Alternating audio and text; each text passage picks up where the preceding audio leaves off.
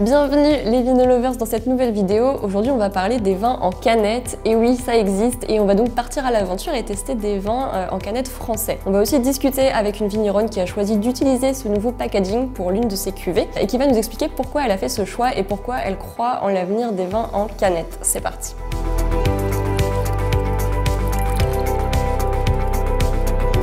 Quand j'ai entendu parler des vins en canette il y a quelques années, je me suis dit qu'il fallait que je teste. J'en ai vu pas mal l'été dernier sur Instagram, notamment chez les Instagrammeuses américaines, puisqu'en France c'est pas encore hyper répandu. Et globalement, je pense que les Français ne sont pas encore tous prêts à accueillir ce nouveau packaging pour du vin. Déjà qu'on a du mal avec les capsules à vis qui remplacent parfois les bouchons de liège, je pense qu'on est mal parti. C'est vrai qu'en France, la canette est souvent associée à un produit de moins bonne qualité, notamment pour les bières où on a aussi tendance à préférer la bouteille en verre. Et même pour les sodas, je connais aussi des gens qui trouvent que le coca est meilleur dans une bouteille en verre, alors que fondamentalement c'est le même produit à l'intérieur, quel que soit le contenant. Après, bien sûr, je suis d'accord que le packaging peut totalement changer l'expérience qu'on a quand on consomme un produit. Donc, pour me faire ma propre idée, j'ai contacté une vigneronne française qui propose des vins en canette. C'est Anne-Victoire Monrosier qui a créé sa propre marque de vin que vous connaissez peut-être et qui s'appelle Miss Vicky Wine. D'ailleurs, je vous mets son site web en description juste sous la vidéo et je vous invite à aller y faire un petit tour après. Et donc, j'ai posé quelques questions à Anne-Victoire sur son choix de commercialiser des vins en canette. Donc, c'est parti pour une petite interview téléphonique avec elle.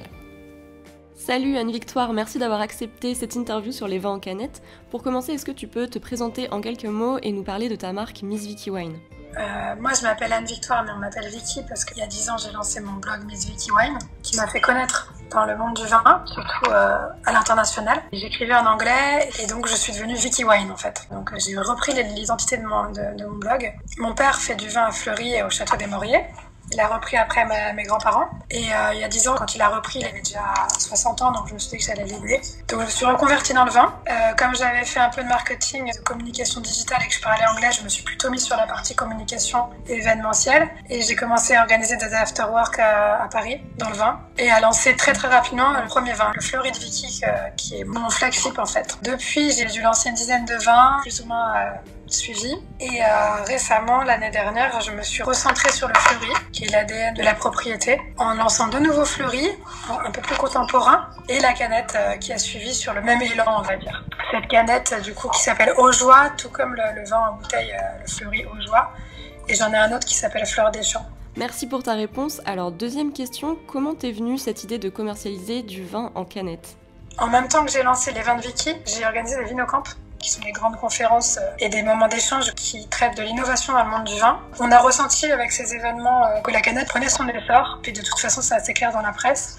J'ai rencontré des acteurs, j'ai touché des canettes, j'ai goûté des canettes, et ça m'a convaincue. Je trouvais que c'était hyper dynamisant, énergisant. De mettre le vin dans un nouveau packaging, ça permet de le voir différemment, d'enlever les idées préconçues. Toute l'histoire du vin depuis l'Antiquité qui pèse un peu sur la filière, qui fait qu'elle a du mal à se repenser, de changer la bouteille, qui est le grand classique du vin, c'est cette forme de bouteille, ça permet de se dégager, de rendre le vin plus léger. Déjà à la consommation, la perception qu'on en a, le côté un peu intello du vin. Ça collait bien avec l'image que je voulais essayer de communiquer.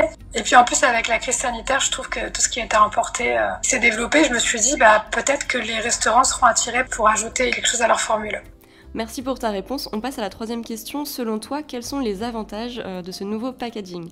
Le monde n'est pas encore complètement séduit par la canette, mais on sent que ça arrive. Et puis, ça a un côté super pratique de la consommation quand on est seul. Le problème du vin, c'est quand même par rapport à la bière, par exemple, c'est qu'on est obligé d'ouvrir une grande bouteille. Et ça, je trouve qu'il y a plein de moments où on se dit qu'on aurait bien ouvert une bouteille, mais qu'on va pas la finir. Est-ce que tu vois d'autres avantages à la canette ? Ça se rafraîchit très vite. L'aluminium est conducteur. Si on a besoin de le rafraîchir, ça va être vite prêt à la consommation. Et c'est très léger. Quand on rentre de ses courses, c'est pas mal.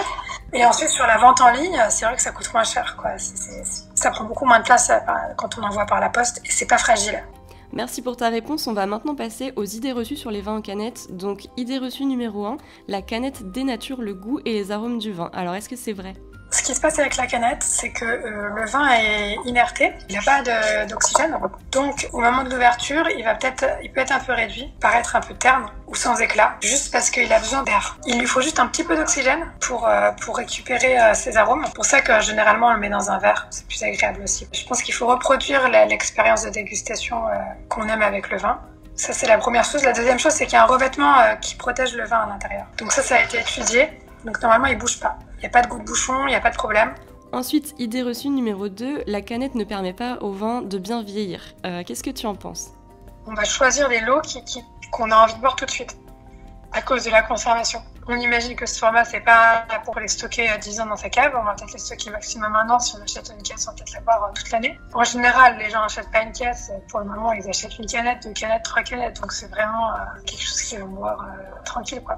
Merci pour ta réponse. On passe à la 3e idée reçue. La canette est réservée aux vins peu qualitatifs. Qu'est-ce que tu en penses? C'est difficile de vendre un vin de qualité. Les gens ne s'attendent pas forcément à un vin de terroir. Expliquer le côté artisanal et craft et le côté cru, que c'est une petite quantité, et que c'est peut-être le challenge le plus grand que je rencontre parce que du coup ça justifie le prix. Après il reste fruité et assez simple parce que j'ai voulu m'identifier à la canette aussi, tu vois, trouver un vin qui correspondait aux attentes. Parce que je pense que quand tu bois en canette, tu t'attends à un vin plutôt frais, fruité. Tu t'attends pas à un gros vin boisé, etc. à 14 degrés d'alcool, quoi. Merci Anne-Victoire pour ta réponse. On arrive à la dernière question. Comment ton entourage a-t-il réagi lorsque tu t'es lancée dans les vins en canette? Je pense qu'il faut goûter pour être vraiment convaincu, qu'il y a beaucoup de réticences sur le marché encore, mais j'ai quand même envoyé des canettes à 80 personnes grâce à ma campagne de crowdfunding pour financer la mise en canette. J'ai eu que des retours positifs. Je pense qu'il faut du temps pour se faire à l'idée. Le premier jour, ils vont faire un effet waouh. Puis au bout d'un moment, ils vont se faire à l'idée et puis ça va leur paraître plus naturel. Ce côté où les gens, ça réveille leur sens, je trouve que c'est vachement intéressant.